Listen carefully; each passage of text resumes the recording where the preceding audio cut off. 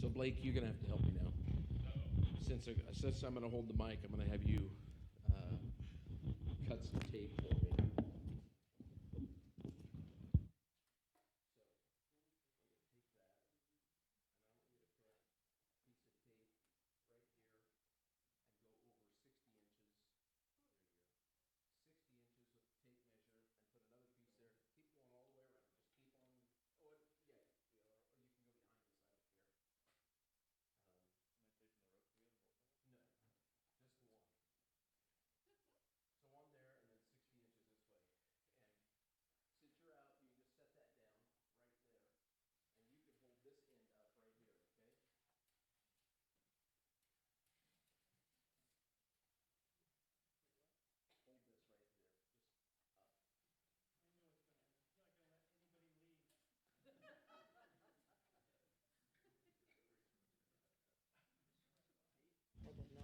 No.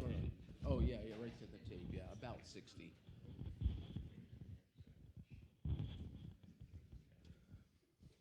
And you only have to do this piece of rope. The other one you can just hold this one. Okay. So as most of you know, over the last several weeks, we've been doing a series on the attributes and character of God.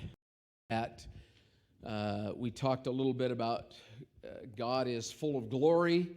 He's glorious. We talked briefly about holiness. The other thing I want to tell you about, right now there's at least 4 other people that have agreed to speak on a character of God, an attribute of God, over the next month and a half or so. And I'm excited to have them share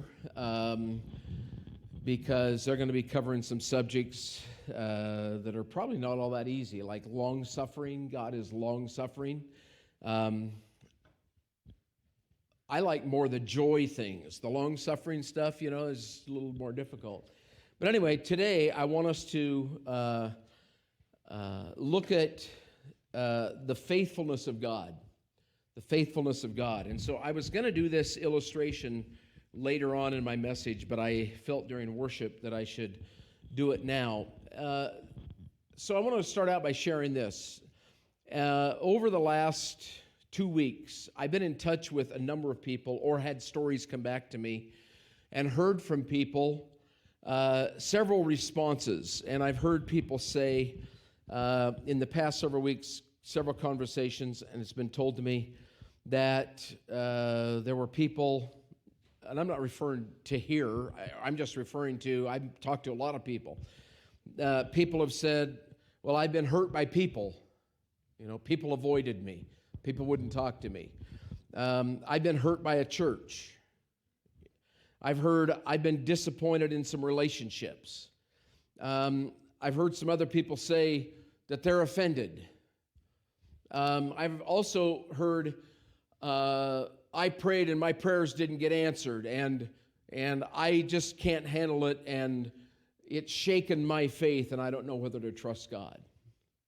This morning I put the rope around here because I wanted us to look today at the faithfulness of God. What's it mean that God is faithful? The reason I put this rope around here, it's one way for me to try to illustrate something about God's faithfulness. You see, from here this way, this is to represent all of eternity past before the earth was created. So, in a time frame, it goes and goes and goes. And actually, we should have unending rope because it doesn't end. Okay? And then, from here to about here, I told him to go 60 inches, and I did it to represent about 6,000 years. And so, I need one more piece of tape put at 40 inches, and I want you to put the cross there. I want you to put a piece of tape down and maybe a piece of tape across that represents the cross. So I want it 40 inches from that piece of tape, from that other tape. I want you to put the cross. Don't pinch yourself, okay? So the cross would be there, and then I want to do one more piece of tape So this would be at about 40 inches right here, meaning from the time that the earth was created, there was about 4,000 years till Jesus showed up, and then there's about 2,000 years after that. We're close to this in here somewhere. But when you look at, if you do 1,000 years for 10 inches, 6,000 years for 60 inches, if you do that amount, if 1,000 years is 10 inches, then about 75 years would probably be about this 3/4 inch piece of tape. You can cut one more piece and put about right here. And this would represent the length of my life and yours. Okay?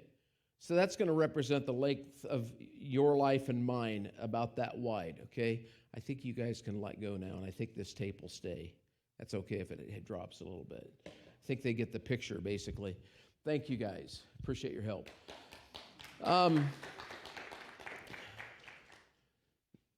Now, in the back, you better drop the ropes, too, in case anybody needs to go out or come back in. But don't let anybody trip when they go out or in. But I wanted to put this here, and here's what I wanted to ask is, before the earth was created, God existed, and the Bible tells that all around the throne, angels, cherubim, and seraphim have been worshiping him, giving him glory and honor and praise and adoration. Why? Because he's God and because he's faithful. He's who he says he is. And there's something about God that they wanted to give glory and honor to because of who he was for all of eternity past. And it kept going and going and going. And it's gone for all that time. If this represents 75 years, and actually with God, there's no time in himself, but just think the finite thing, just get an idea. If you just did it on this rope that is around here, just going backwards, that's a serious length of time because God is worthy. Now, if one day Jesus returns and we then are face to face with Jesus and we're taken back to be reconciled back to the Father, what's going to take place during this time for all of eternity with us there joining the angels, the cherubim, the cherubim? Cherubim. I mispronounced those. Holy, holy, holy. It's going to be so incredible that he is so absolutely amazing that we can spend this amount of time. Here's my question.